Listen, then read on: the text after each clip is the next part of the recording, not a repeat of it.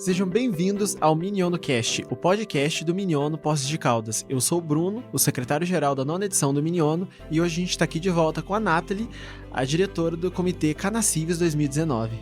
Oi, gente, estamos de volta. Eu sou a Nathalie, aluna do 6º período de Relações Internacionais, e a gente vai dar continuidade ao debate sobre a primeira conferência de alto nível das Américas sobre o comércio ilegal de vida silvestre. Muito obrigado pela tua presença, Nathalie. Infelizmente, a gente hoje continua sem a presença da Malu, mas acredito que a gente possa continuar a nossa conversa de uma forma produtiva.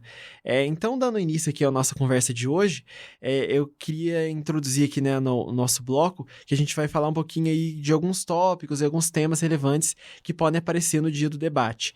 Então, acho que o primeiro deles e um dos que mais chama a atenção são a questão dos problemas ambientais, né, que eles não se resumem só a essa questão da emissão de carbono, essa questão da mudança climática. Eu acho que é muito interessante quando... Vou falar um pouco de uma perspectiva um pouco mais pessoal, mas quando eu estava pensando em definir o tema do comitê, eu sempre pensei em falar sobre esse debate, desde que eu entrei aqui na faculdade.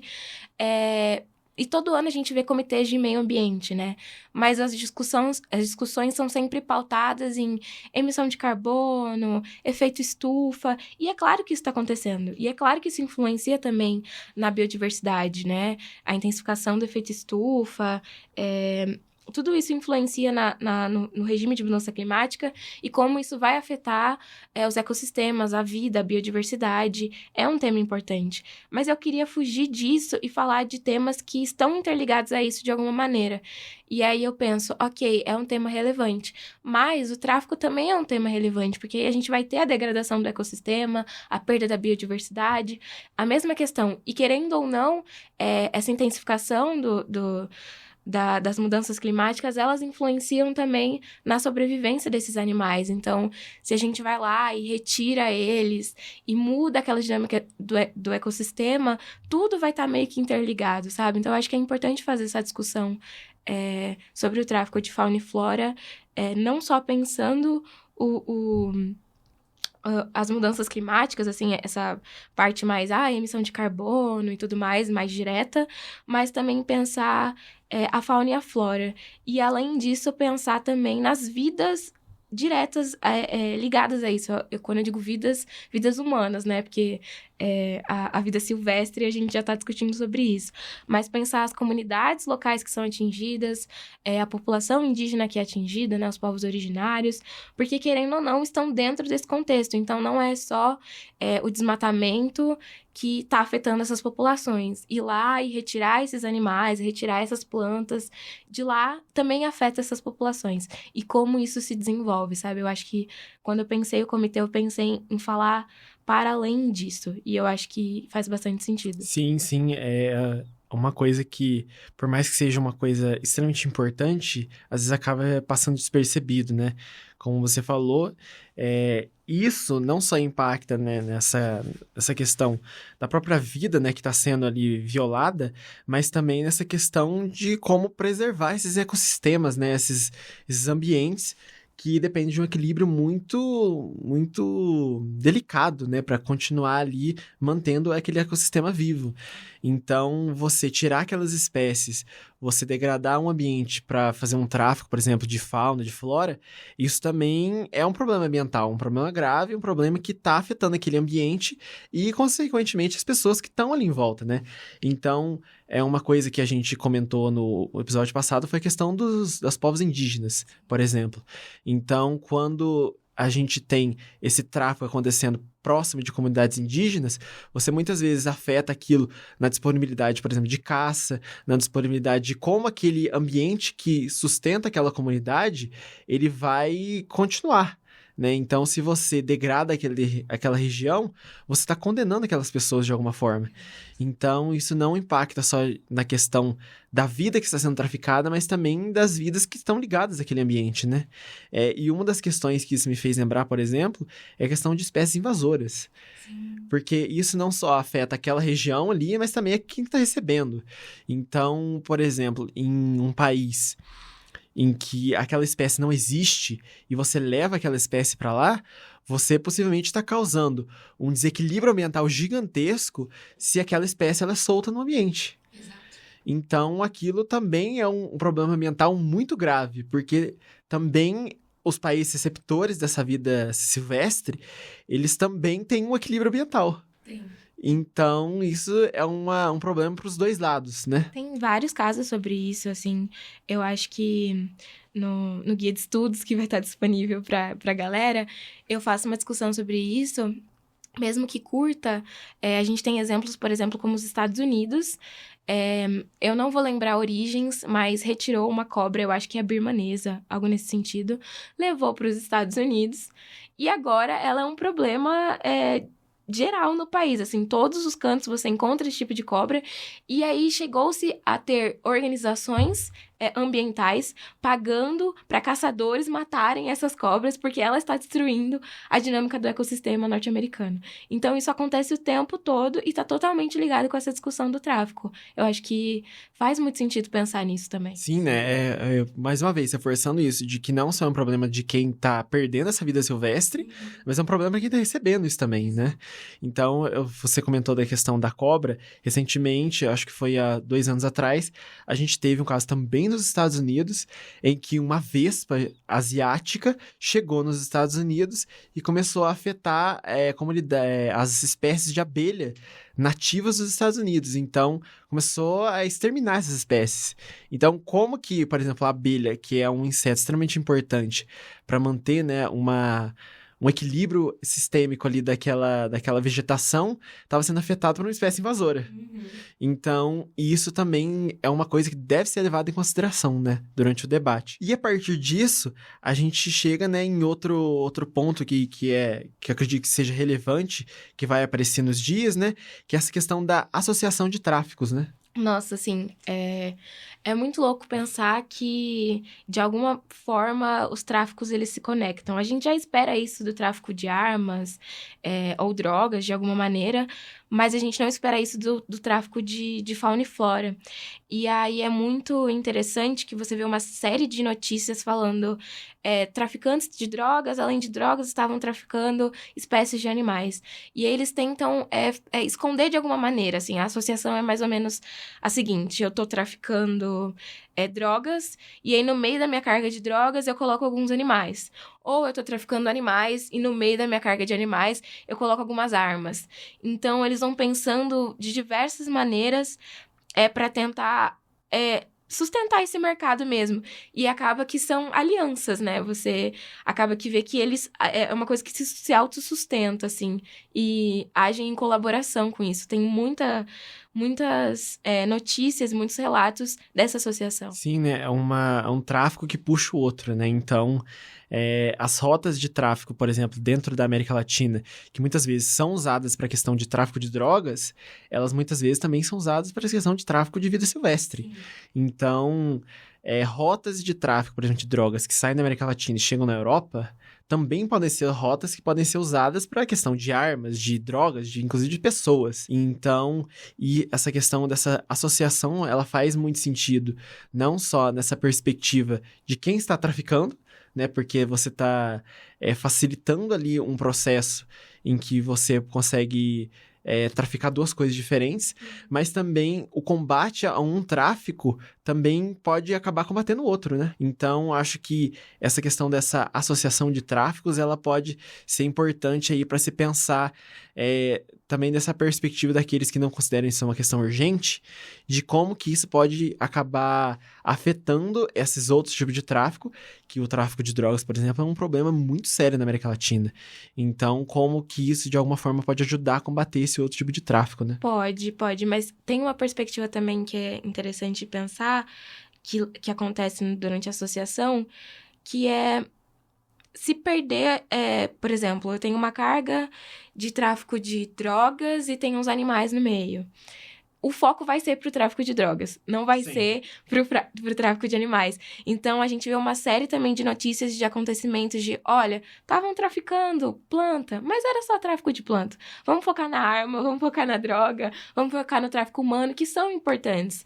A gente não tira a relevância, mas também é importante pensar no tráfico de fauna e flora. É uma coisa que afeta e leva a uma degradação ambiental, e a gente precisa do meio ambiente, sabe? Sem sombra de dúvida. Esse discurso de nós precisamos do meio ambiente, ele ainda não é internalizado nas pessoas. E aí, quando isso se tornar, talvez seja tarde demais. Mas é interessante pensar nisso também. Sim, então é como que esse tráfico ele é renegado, né?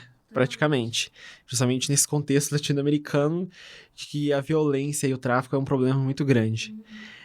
E um último tópico para a gente falar aqui, que foi, né, uma iniciativa sua, né, de trazer algumas indicações de filmes e séries aqui para quem tá ouvindo a gente, para se familiarizar com o tema, né? Sim.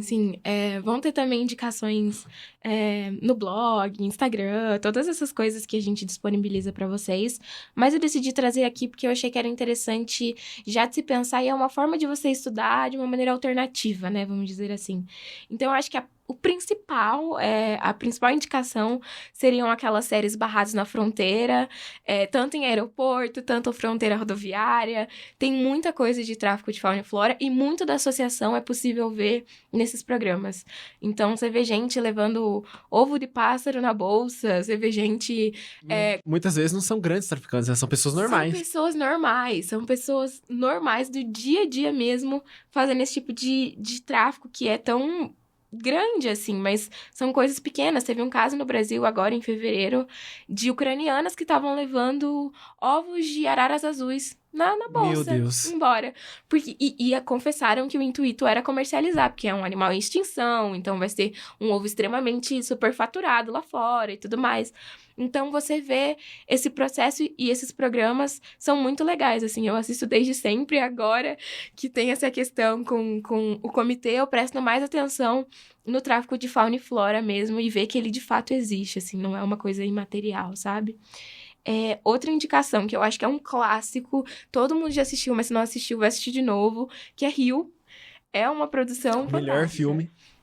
É uma produção fantástica e tem uma perspectiva extremamente brasileira, mas traz esse contexto das florestas tropicais, tem uma conversa ali, querendo ou não, com outros países. Eu acho que é um filme que, por mais que, é um filme infantil, não é tão infantil assim. Muitas vezes os filmes da Pixar, ele tem essa ideia de ser um filme infantil, por exemplo, né? Mas não é infantil. Não é infantil. São para pessoas adultas ali que estão pegando a mensagem. Porque a discussão vai para além daquilo que parece ser, assim. Então, eu acho que Rio é uma grande opção. Acho que tem 1 e o 2. Sim. 1 e o 2. Assistam 1 e o 2, indico. O Blue, né, o protagonista do filme, ele foi traficado. Exatamente. Então, só aí já tem o tema. Exatamente. É uma grande discussão sobre tráfico de fauna e flora. Se eu pudesse resumir tudo, indicaria Rio.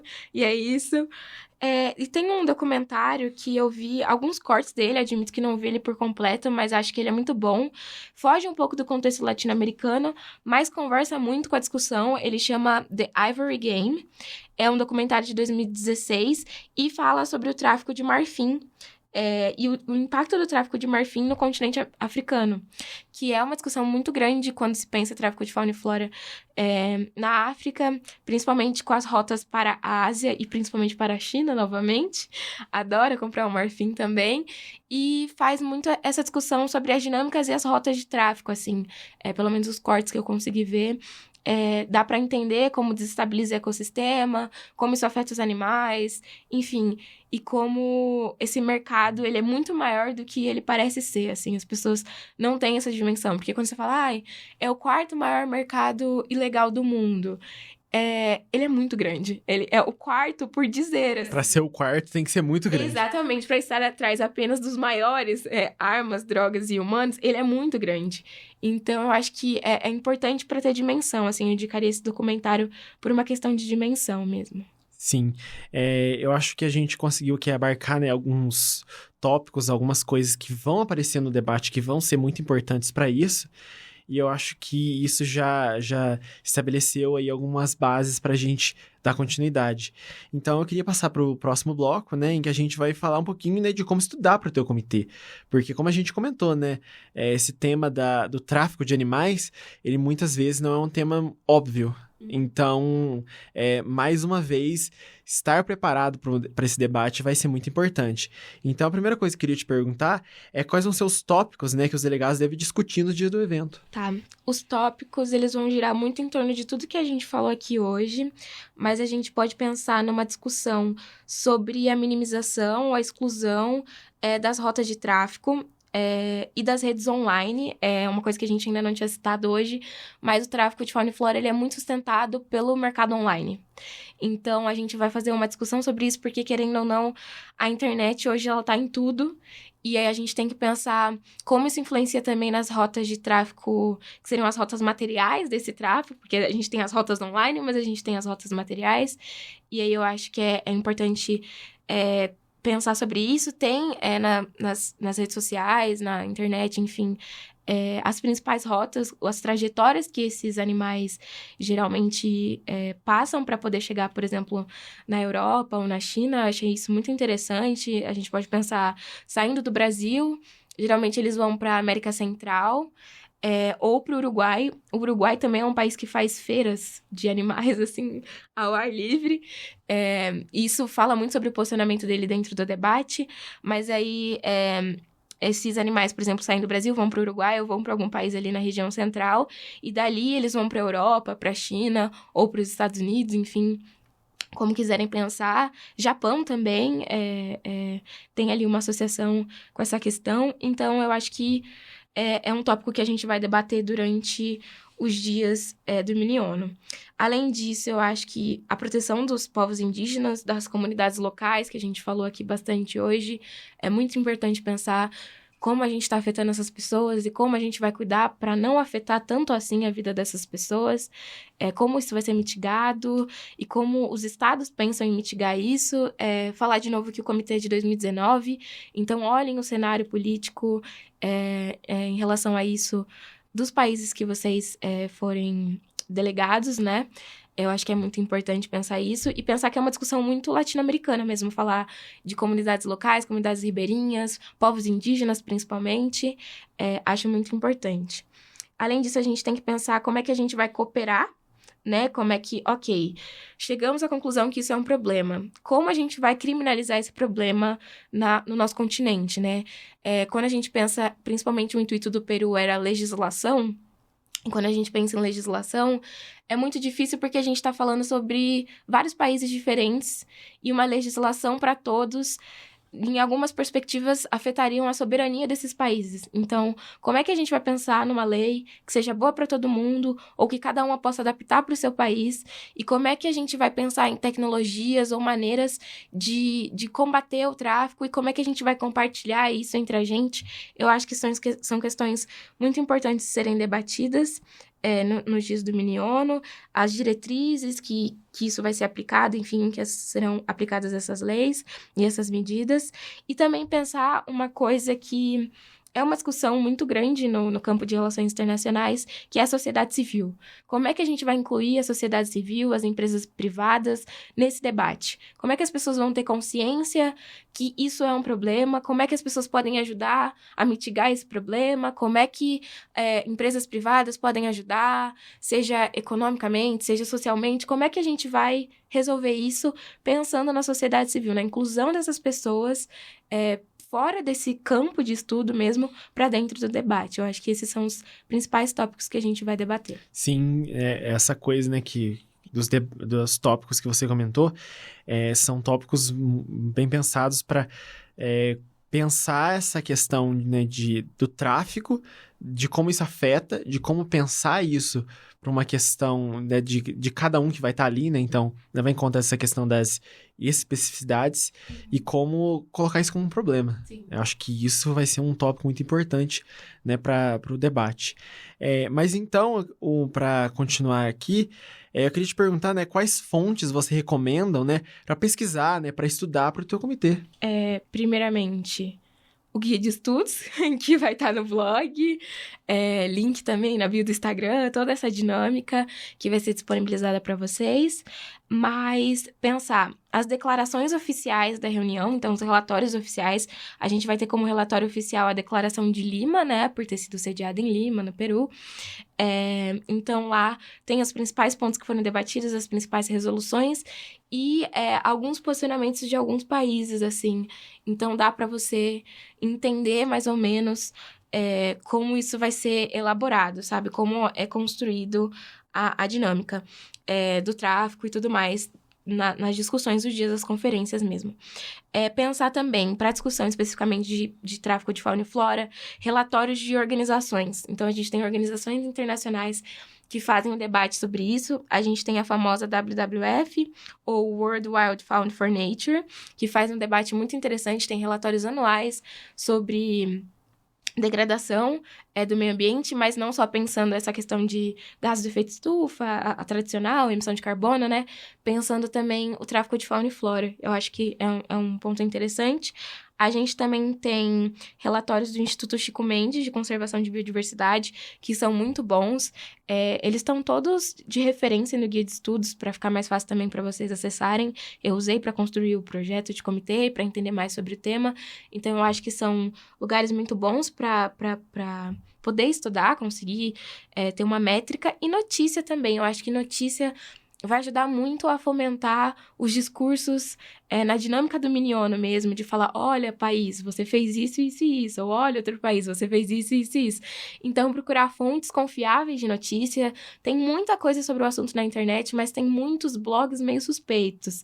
Então, tentem achar vias mais tradicionais de comunicação, um pouco mais confiáveis mesmo, para trazer e embasar o argumento de vocês. Eu acho que vai ser muito importante. Sim, lembrando que a Nath aqui como diretora, é importante lembrar de que essas informações elas sempre vão passar pela mesa, né? Então, a mesa diretora, ela sempre vai estar observando o debate e caso, né, alguma informação suspeita e uma informação sem referência apareça, né, a mesa aí pode, de alguma forma, intervir para perguntar esse tipo de coisa. Então, é sempre bom ficar atento nisso. Então, aqui para finalizar a nossa conversa, eu queria te perguntar, né, quais são esses assuntos, os temas que os delegados eles devem se concentrar em estudar, porque eles vão ser mais relevantes dentro do debate. Eu acho que a busca pela melhora mesmo qualidade de vida das comunidades locais, da população indígena e de como mitigar mesmo e tentar tornar a vida nesses cenários de degradação um pouco melhor. A preservação dos ecossistemas, pensar as dinâmicas também de desmatamento e como isso influencia de alguma maneira, querendo ou não, o debate tradicional de emissão de carbono e tudo mais, é importante ser aderido ao debate de tráfico de fauna e flora, porque um é complementar ao outro, né? Eles não se separam. Então, eu acho que isso é importante. Tentar entender quem vão ser os aliados, quem não vão ser os aliados, como vocês vão conversar dentro do Dia do Miniono. Já vai com uma listinha, tipo, China é meu amigo, ou Estados Unidos é meu amigo, ou Brasil é meu amigo, enfim. Tenta entender qual é o seu posicionamento, né? A gente vai ter os dossiês também de cada país disponíveis para todo mundo. Às vezes não dá tempo de ler todos, eu sei que é bem trabalhoso estudar para o Miniono, chegar lá, eu fico extremamente orgulhosa das pessoas, porque eu não conseguiria fazer, eu acho incrível. Então, tenta pensar como é que vocês vão se aliar e quais serão as propostas de vocês, né? O debate sobre a busca das leis também é muito importante. Pensar se a gente vai conseguir estabelecer uma lei latino-americana ou não. Enfim, isso vai ter muito mais descrito na Declaração de Lima, né? Que provavelmente vocês também vão acessar. E ler os documentos finais também da discussão, das conferências mesmo, dos dias da conferência, né? Então, eu acho que isso é muito importante, além de, novamente, acessar o blog, Instagram e todas as vias que a gente disponibiliza para vocês. Eu acho que são as melhores maneiras para se preparar para o Dia do Miniono. Sim, né? Não só a equipe do comitê da Nath, mas também de todos os comitês, eles sempre trabalham para produzir bastante material para ajudar vocês nesse momento de preparação. Então, para além, né, dessas fontes, né, dessas dicas que a Nath deu, sempre ficar atento nessa questão dos posts, dos dossiês, dos guias de estudo, porque, sem sombra de dúvida, isso é o que vai dar a base para vocês estudarem mais e se prepararem ainda mais para o dia do debate. Então é isso. Eu queria agradecer imensamente a presença da Nath aqui para essa conversa maravilhosa, que a gente conseguiu abordar muito do que pode aparecer no dia do debate e como que a gente vai se preparar para ele, né? Então, o Miniono, ele é um evento em que ele ajuda a gente a ter esse contato com esses temas, então acredito que isso vai ser muito proveitoso para todo mundo que vai participar. Então, muito obrigado, Nath, pela presença. Eu que agradeço, gente. Bons estudos. Qualquer coisa que vocês precisarem, entrem em contato com a gente pelas redes sociais. Sigam o Instagram do Miniono, sigam o Instagram do meu comitê e dos dos outros também, e a gente está disponível. É isso, gente. Muito obrigado a todo mundo que ouviu. E eu gostaria de lembrar vocês de que esse podcast é uma produção da Comissão Organizadora da 9ª edição do Miniono, em parceria com os cursos de Publicidade, Propaganda e Jornalismo.